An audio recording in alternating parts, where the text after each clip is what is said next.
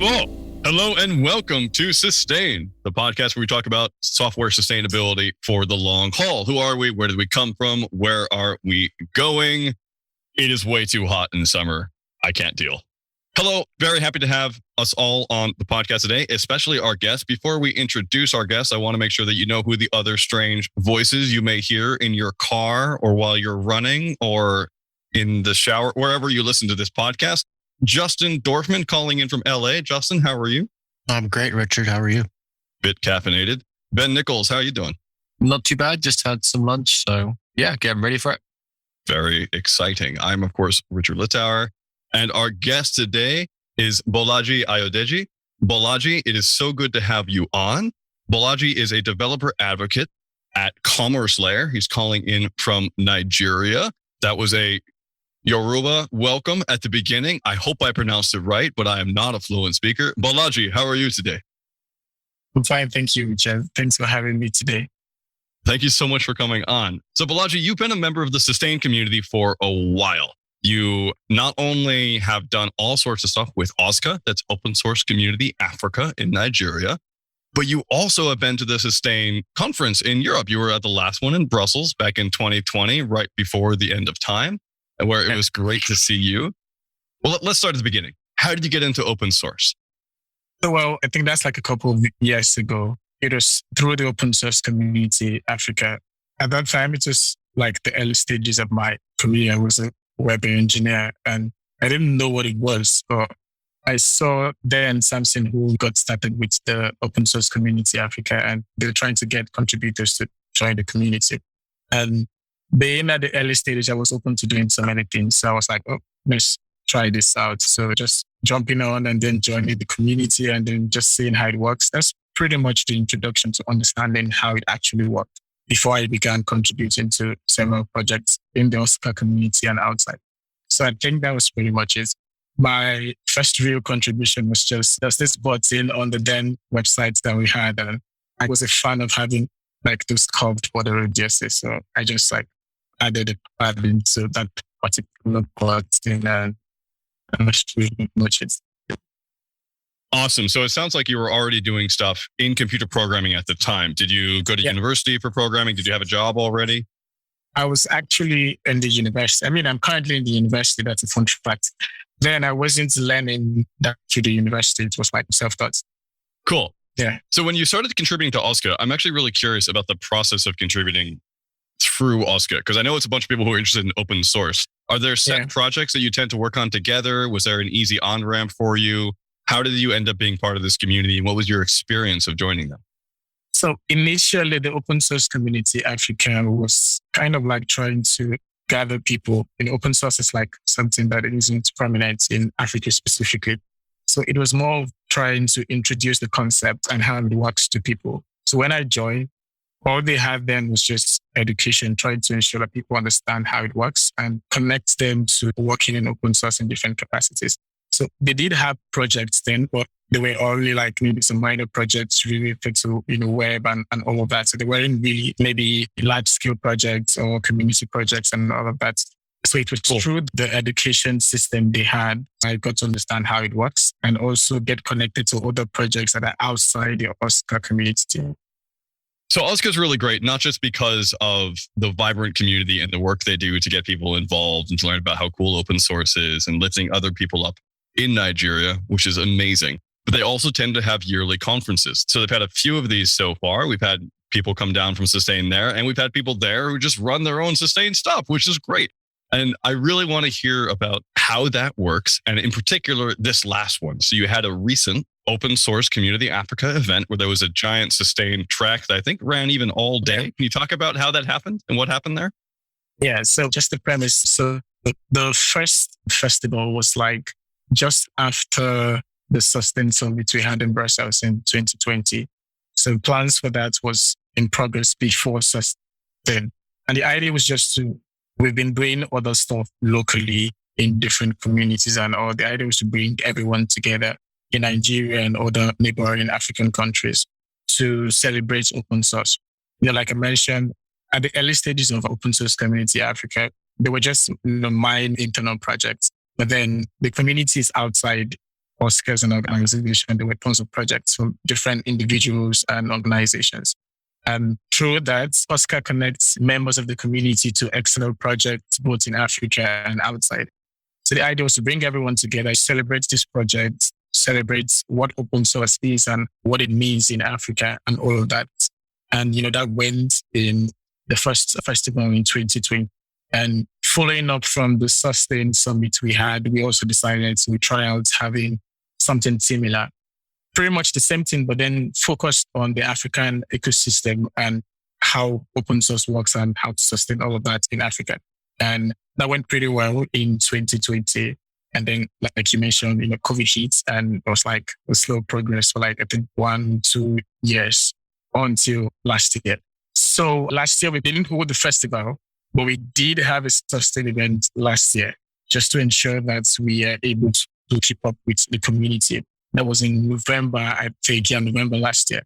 And November last year's sustain was pretty much a mirror of the first one. We did the same tracks and same thing. We had 6 working groups and we tried to split the conversations across those groups. And this year we had the second festival and then we also had the sustain events. So the festival was like a 3-day event, Thursday, Friday, Saturday. So the first day we had workshops in the morning with some virtual talks. And then in the afternoon, evening, we had sustain, which is, an interesting part we would want to talk about right now. And the idea pretty much around sustain was we try to have discussions where we can talk about open source itself, the project and the people working behind those things and how we can keep it running. How can we sustain it in right now and also in the coming years? And that's pretty much the baseline. And we had 6 working groups. We had the open source documentation, design, data science, marketing and funding, and specialized projects. So we had facilitators who handled each of those working groups. And we had different members of the communities who are active contributors or maintainers. And, we just had those conversations where we spoke about different pain points that each of them experience as contributors and as maintainers and problems that they see in the ecosystem and possible ideas on how we can fix those things. And it was all pretty much just discussions and documenting those discussions so we can understand the way forward. Because the idea is it's a different ecosystem when it comes to Africa. When we say sustain for the entire world, that's like a global set. When it comes to a continent, it becomes different because there might be some just small differences probably in terms of legality and culture and some other things around that. So the ideas we have might be different from the global view around how these things work, especially when it comes to the people behind the project. So that was pretty much it. And it was really, really, really very insightful, fun conversation. And we got really nice outputs. I think the last one happens to be the best in terms of output so far because we got really, really useful feedback. That's awesome. I know that you released a report of that event. And we'll have a link to that in the show notes. And we're also interviewing a lot of the people who you collaborated with to write that report. So Anita Ehuma and Chukwuka, I'm really excited. We're going to have them both on this podcast and future episodes, as well as on the Sustain Open Source Design podcast for Chukwuka. So I just want to say thank you for structuring it in a way that there was output, because it was really cool to feel like I could see what was being talked about there without having had to be there. So awesome work. Thank you. I'm kind of interested now that you've had 3 events, how the conversation is evolving. Do you feel that you are kind of getting beyond some introductory topics and trying to get into creating some change in the communities? And how is that kind of process kind of happening for you? Is that something that's natural, or is it something that you're intentionally kind of moving on so that each event kind of has a different kind of feel to it and maybe kind of has a progression?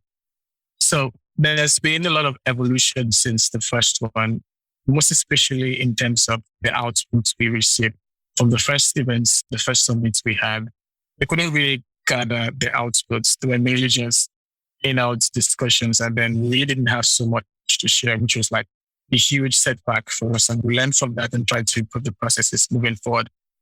And just like you mentioned, the conversation doesn't end at summits. We take the outputs and we expect that you can implement that as an individual in your own organization and in other respective communities.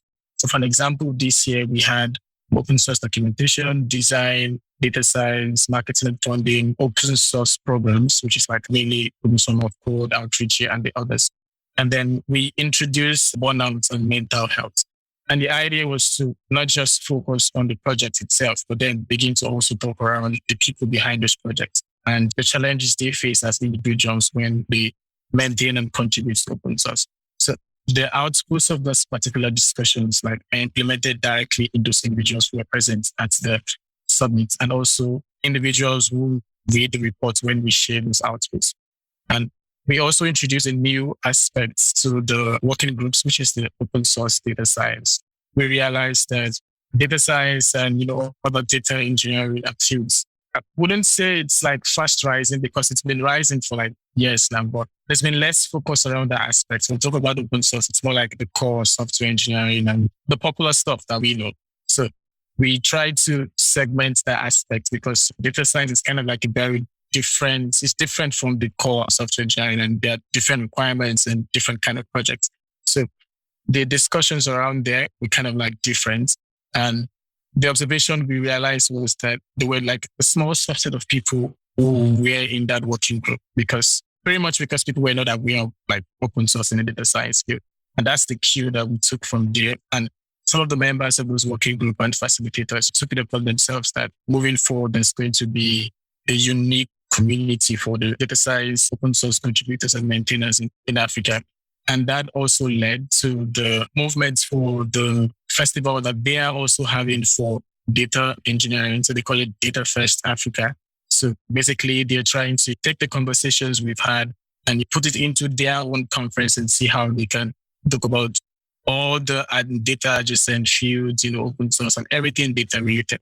So that's one major output in terms of the data fields. And some of those other things that we discussed in each of the other individual working groups, we try to encourage participants to implement those things in their organizations and their respective projects. Why we as a community, we gather these outputs and then we figure out some other major next steps in terms of initiatives, activities, or programs that we can create out of these things to make sure things move forward. That's awesome. What I noticed while browsing your blog is you have some tutorials around data science, like set up RStudio for data visualization. Are you giving any talks about data visualization? I think just for some context, we've never really had that many data scientists on, if my memory serves me correct. And I think this day and age, with all the data that we have, it's an abundance. I think it's more important than ever, especially in the sustain community, to have some data that we can show the community of how underfunded the community is. And are there any organizations that you're working with that you can then take their data and kind of visualize it to the community? I just think that we need more data to show. And since you are a great writer and you are also very experienced in RStudio, I just thought maybe putting those two together can help bring more awareness to the underfunded ecosystem that we currently have. Yeah, that's actually an interesting idea. I haven't personally thought about that. Data science and engineering is kind of not my core. It's more secondary for me. So I just play around it once in a while. But I think it's an interesting idea because I just mentioned, there's very, very low awareness in that aspect. And we actually do have a lot of professionals in that field who just go around doing their day-to-day jobs and working with data for businesses. But then we can, use the skill sets and their ideas in working around the open source community. So I think it's something that we can consider, and I can also consider as an individual. Yeah, I don't know if GitHub gives data about their sponsorships program. But does Open Collective have endpoints that can be used? All these, I think, would be very valuable and just maybe even an eye-opener to other companies that rely on the digital infrastructure and really don't give that much back. Yeah, That's true. I actually agree. I actually have a question that's kind of related to that. You mentioned earlier that there's communities that work with OSCA. There's other companies that are there. As someone who's not on the ground, I don't have a great insight into what open source looks like day to day in Nigeria or in Africa at large. And I know those are two very different things, so you don't have to answer what open source looks like in Africa. But I'm really curious whether there's funding going to community members in OSCA. For the average person there, do they join because they're looking for work and are they able to find work? Or are there companies which are giving back to various open source projects which they profit from? I know there's things like Sugar Labs, which have some sort of open source as part of their actual process of being a company. Yeah. But I'm curious about the other communities and companies that are part of OSCA, but not necessarily OSCA itself. Yeah, so I think I'll just split that into two categories. First of all, at OSCA, we run the community in several aspects.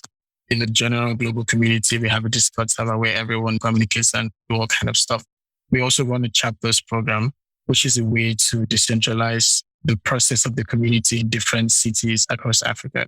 Currently, we have about 56 chapters in different countries in Africa. And the idea is we have individuals in those cities who do the same job we do at the top level, but then based on the local needs of their community, which, can cover education, projects and mentorship and all the other things you mentioned in terms of connecting them to the open source ecosystem. So that's one aspect. And then in terms of organizations and individuals, we have some African organizations and in Nigeria specifically who embrace open source. First, they personally have some open source projects that they make public for the community to use and contribute to.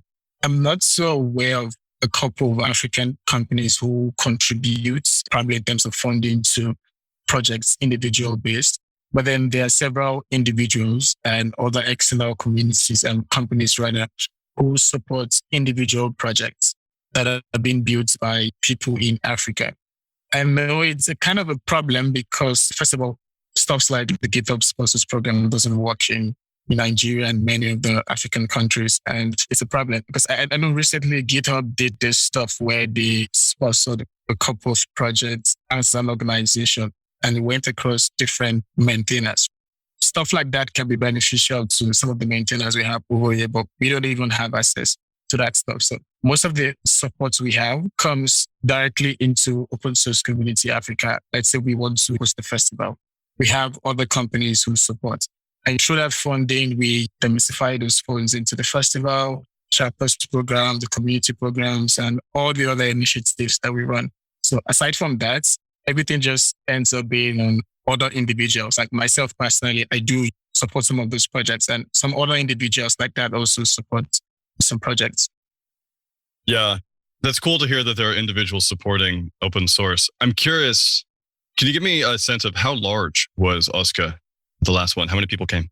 I might not be able to give you the accurate. I need to check. 100, 1,000, 10,000? Yeah, it's up to 1,000. It wasn't up to 10,000, but it's up to 1,000. Yeah. So that's a lot of people. That's that's one of the largest conferences you have in Nigeria and Africa and the tech space. So do you know whether the majority of, just from a ballpark view, I'm not asking for like hard data on this one, but are the majority of the attendees working on open source as part of their jobs or in addition to their jobs? So do you think that there are hobbyists who want to get into open source? A small percentage of them work on open source as part of their jobs. A larger percentage of them kind of like work on open source personally. So more like they probably do not have like day-to-day, 8-to-5 jobs, but then it's like a culture, their own personal projects and their own way of improving their career so they can also get that 9-to-5 and all of that. So it's a combination of each of this. That's really different than some of the conferences here. I mean, there was just last week in Austin, there was Linux Foundation OSPOCon, where I guarantee you that the majority of the people there were being paid to be there and work on open source. Yeah. It's not the only type of open source conference. It's just like, it's interesting to see the differences there.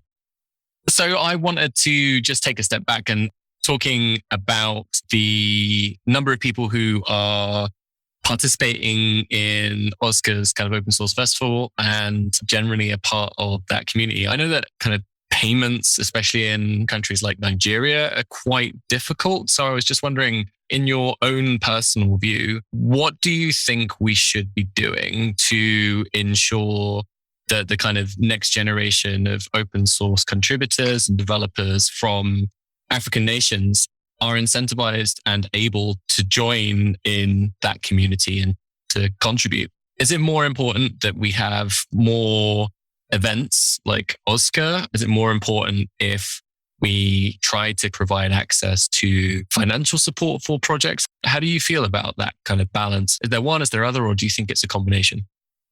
Well, I think at this point, we need less of the events. The events are more like annual stuff, which is already nice in itself. It's more like, hey, after an entire year, we come and we do this. And then also the chapters who run local stuff do their stuff like Oteli and all of that. So I think that's kind of like sustainable. And at this point, we can say that quite a number of people already have an idea of, how this thing works and how to get all the advantages that come with open source. So it's more of now, how do we get those who already know how it works, who are already doing something in that aspect? How can we help them to scale? This covers both funding and access to resources.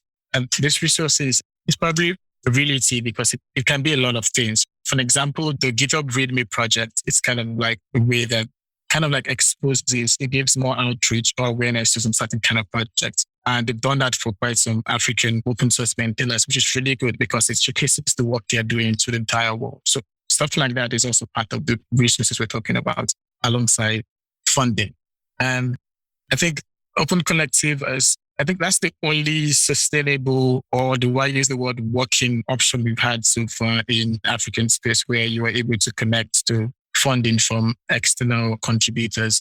And it's kind of like a slow process because obviously there's like some barriers in between, but then this process can be expedited. We can have maybe something much more faster, or we can also have access to the GitHub sponsors program. And some of just the funding programs we have are kind of like nice and all, but then we don't have like direct access to most of them. And it's now more like for you to have a collective, for example, it needs to be like a big project. It needs to be like a solid project for you to even get noticed by people who want to fund that project. So meanwhile, we have individuals who are kind of like doing stuff personally that are also useful in the ecosystem that would also benefit from this kind of incentives and support. So we need a way to ensure that it carries along both individuals, corporate organizations, and I say individuals who work as groups. Going a bit even further back, I'm looking at the stats for Nigeria as a country, right? So it's a middle income mixed economy and emerging market, 27th largest economy in the world, 24th largest in terms of purchasing power parity, whatever that means. Largest economy in Africa, which is one of the reasons why when I think of open source in Africa, I often think of my friends in Nigeria who are doing awesome work there. Have you had a lot of buy-in about open source from other countries in Africa who have come to OSCA? Do you think that because Nigeria is this powerhouse that's kind of, it stars in the ascendant in terms of its economy is booming and there's more of a tech center there and there's more VC investment and all those things. Do you think that open source is blossoming for a particular reason in Nigeria? And how are you spreading that out to places like Ghana or other countries in the area? Yeah, I mean, you pretty much mentioned it. The ecosystem is larger in Nigeria. It kind of like erupts here. But then we've, over the years, tried to make sure that spreads across other countries. For example, you mentioned Ghana, there's Nairobi, there's Mauritius, there's Ethiopia, quite a number of African countries kind of like are also growing in this aspect. The only difference is that Nigeria, it's more like into the deep roots, almost every city in the country. Meanwhile, in some of those other countries, they're just specific cities. And that's the idea behind the chapters program, because we as individuals in Nigeria, we started the program, we can't be in every country. So we need to find those individuals who could run those programs for us and help sure that the same way it spreads deep roots in Nigeria, we can have the same thing in other countries. So for now, we have the first, we are running the program in batches just so we can ensure that everything works fine. And we have like 60 chapter leads and 56 chapters. So in the next coming year, we will also, run a second batch of the program. And we encourage other contributors in those respective countries to reach out to join these programs so they can also help us do the same thing we are doing. I love the chapter approach. I'm curious, open source is often seen or can be seen as an ecosystem which large companies and corporations benefit from. And so a lot of people give to open source, and then large companies use that and then go forth and make awesome products and enter the Fortune 500. A lot of, I don't even know how to phrase this question. I'm trying to figure it out. I also feel super just like nervous about it because I'm a white dude from a developed country, which doesn't make me feel great because I'm part of the problem. But I want to figure out, how do we decolonialize open source in Africa? Is there anything that large companies can do in developed nations, in nations that are typically Western and rich, to help out the open source community there? And do you see any corollaries between open source in Africa and the tech sector in Africa in general? Do you see what I'm trying to get at? I'm sorry that this isn't more cogent. I'm working on it. So what I've observed over time is the kind of projects in terms of open source that come out from the African ecosystem are more like projects that help developers test out. They're more like dev tools, packages, and all that stuff that just make development easier. And in turn, that helps the developers themselves to build better products, also for Africans and globally. So in terms of your question, right, it's pretty much in line with all we've been discussing so far. There are some benefits of open source, and there are some certain kind of supports that open source generally receives, right? So we need the same thing in Africa just so it can ensure that everything is sustainable. And that cuts across overseas funding and access to opportunities. So the same thing that people in the Western world have access to, Africans also working in open source should also be able to have access to those kind of things without bias and easier. Because I think the problem right now is that some of those things we have access to them, but it's not an easy process. And that's because of a lot of things. Like, for an example, I mentioned with the collective, a lot of things work underneath and makes the process harder, which you wouldn't directly blame on the collective itself. So we need a way to ensure that the access to those opportunities is like much easier than it is currently. That is a much better answer than the question was phrased. So thank you so much for that. I really appreciate that.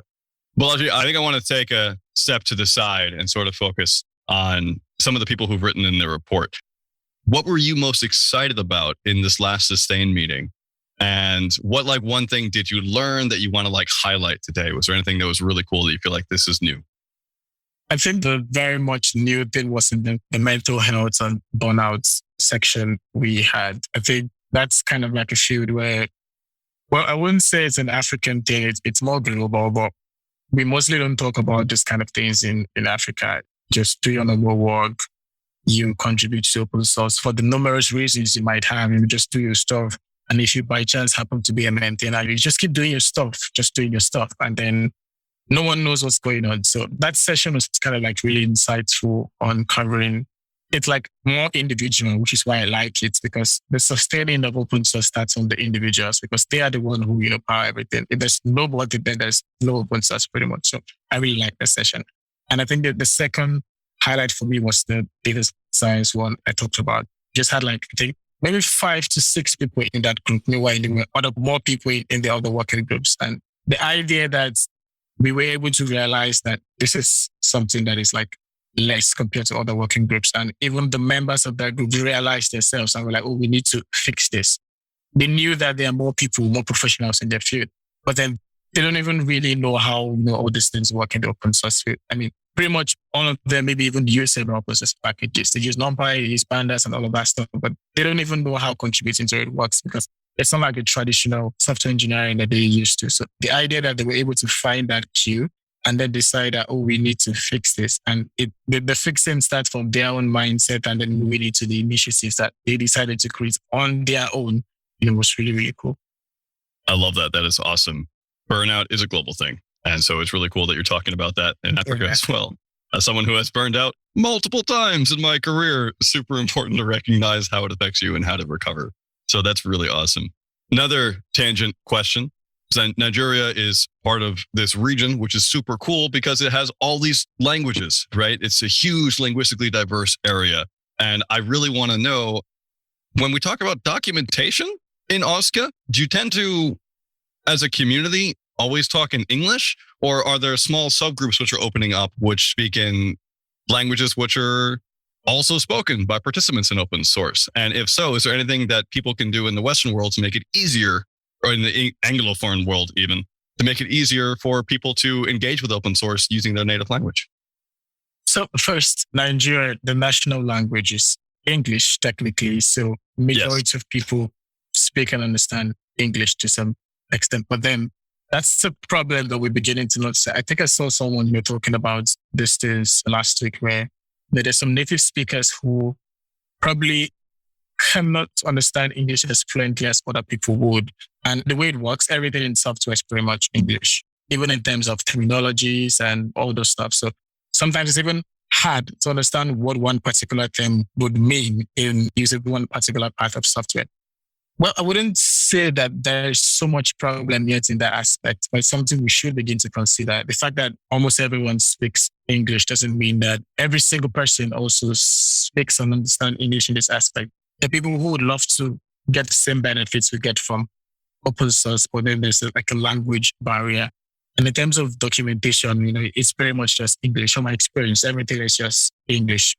We're just beginning to have some diversity around that, where we're having people who focus on some particular dialects. I mean, I think I've seen for Yoruba, I've seen for Hausa and Igbo. Those are the three.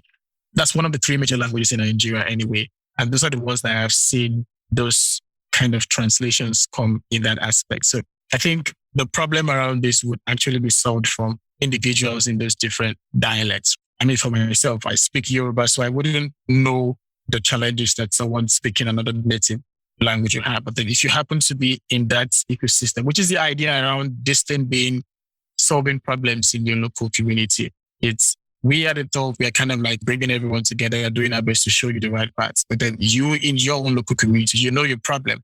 And we always see that communities are built on shared struggles. The shared struggle we see is the national one, and the shared struggle you would see would be in your local community. So we encourage people to find those kind of things and then solve them.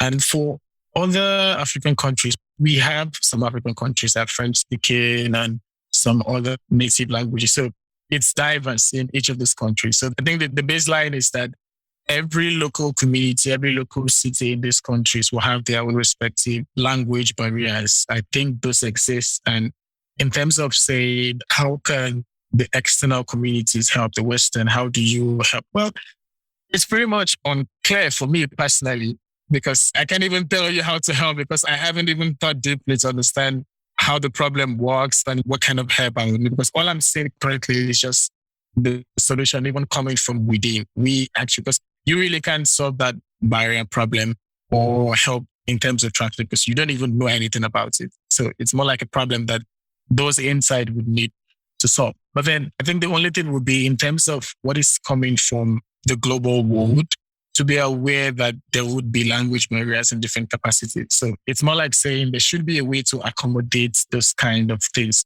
So it's not like you're building a brick and mortar software or a brick and mortar initiative or something. In a way, just keep in mind that there's going to be a need to make this thing accessible, make this thing diverse. So whatever kind of introduction will come into that system, there should be that entry point to make it easier to add those things. So I think that's pretty much it. Yeah, and that makes sense from what I've experienced as well. I mean, I lived in Montreal for 2 years, and it was super cool to go to meetups where some people would just go up and just stand in front and just start speaking French, and everyone else who was Anglophone would just have to deal with it. And the Francophones would be like, great, that's someone who's come and speak English, and everyone would deal with it. And I'm not saying that Montreal has a healthy language situation, because Quebecois and Anglo-like relations are not always great, but it was really interesting to be like, that's how it is. At the same time, what happens in Montreal is because it's a economy that is pretty cheap to live in based on financial policies of the last 20 years. Really good developers would join in open source, get involved, and then get hired, and then all move to Redmond and move to Seattle and move to San Francisco. And so we had this brain drain going on. It was something to be aware of. Oh, okay. So language is the barrier, and who's more likely to go and get a job somewhere else and be able to fund themselves? Anglophones. And so knowing about that is important, right? It's good to just be aware of it and say, okay, there's a barrier, but how can we lift other people up? So thank you for your opinions. I think they're on track with how I considered that, and I really appreciate that. Bolaji, this has been really awesome to have you on. It's been great to have this full episode to talk about sustain in Africa. Thank you for letting me talk about languages for a while, even though that's not the main topic. I'm just always interested. I would like to wrap up because we're running out of time. Before we get to our best part of the show, Spotlight, where we talk about totally other random things, I want to ask, where can people follow you on the internet, and where can they get involved with OSCA and sustain OSCA? You can reach out to me anywhere at I am Bolaji Ayo, or you just go to my website, bolajiayodeji.com, to find all the other relevant links. And to join the OSCA community, you can go to our website, oscaafrica.org, and you find all the relevant links to join the Discord server and other social medias. And that's pretty much it. When you join the server, we have specific channels for different initiatives, including Sustain Africa and all of that. Awesome. And for your listeners who weren't clear, his Twitter handle is I am Bolaji Ayo. Not just Bolaji Ayo, but I am Bolaji Ayo. So go ahead and follow Bolaji there. Thank you so much, Bolaji. Now it's the time of the show where we get to spotlight. We get to talk about projects, people, things which have helped us out in our careers or in our lives, and we think just need a little more light shed on them. Justin Dorfman, what is your spotlight today? Since I've shared every single link on the internet with this show, I'm going to go with my newsletter again. It's blowing up. Not really, but the non-code contributor newsletter where we highlight the contributors you've never heard of. The last person we had on was Stefano Muffoli, the executive director at the OSI, the Open Source Initiative. Just go to twitter.com/jdorfman. Thank you so much, Justin. Ben, what is your spotlight today? I'm going to continue the trends. We spoke a little bit about data science and we're talking about non-code contributions. So I happened this morning to just read a little piece by, I think it's Abdul Samad Aziz, about contributing to open source as a data scientist. And there's a link in there to a list of popular open source data science projects that you can contribute to today by Aidan Hausman. So I'm cheating. That's 2, but those are mine. Awesome. Thank you so much. My spotlight today is Heather Piwawar. Heather Piwawar is a PhD largely in the data science community. Heather was one of the first people who got me interested in public participation in science, community science, which eventually led to me being obsessed with eBird and all of its incarnations. And I love that there are people out there trying to figure out, how do we have better science in the world? How do we cite people better? How do we have better metrics for researchers working on things like code? So Heather, thank you so much for your work. Bolaji, what is your spotlight today? So mine is a TypeScript error translator project created by Matt. Working with TypeScript can be kind of like overwhelming. And if you're beginner and intermediate, you run into several errors that, written in gibberish, you don't know what it means. So the project pretty much takes an error and then rewrites it in much more simpler English so you can understand what it said. And there's a VS Code extension for it and also the web part of it. So it's a really, really nice project, and thumbs up to Max. Awesome. Bolaji, thank you so much for coming on. It's been really great to hear from you. I really hope that Sustain, OSCA, and OSCA continue to go forth and multiply and do awesome, awesome things in the world. Listeners, if you enjoyed this podcast, please, please, please rate us on Apple and rate us on Spotify or wherever podcasts are shown. You can, of course, download this podcast anywhere that is available as podcast. If it's not available on your favorite platform, please let me know. You can let me know at podcast@sustainoss.org. You can also have any comments. We are interested. We want to hear. If you think that there's something that we missed here, please email podcast@sustainoss.org. That goes to all of the organizers as well. We would appreciate it if you would join in our Discourse. Discourse.sustainoss.org is a great place to talk about sustaining stuff in the future. So feel free to go ahead and talk with us there. Download other podcasts. If you have guests you feel like should be on the show, if you should be on the show, please do get in touch. And thanks again. Thank you. Thank you, Mark.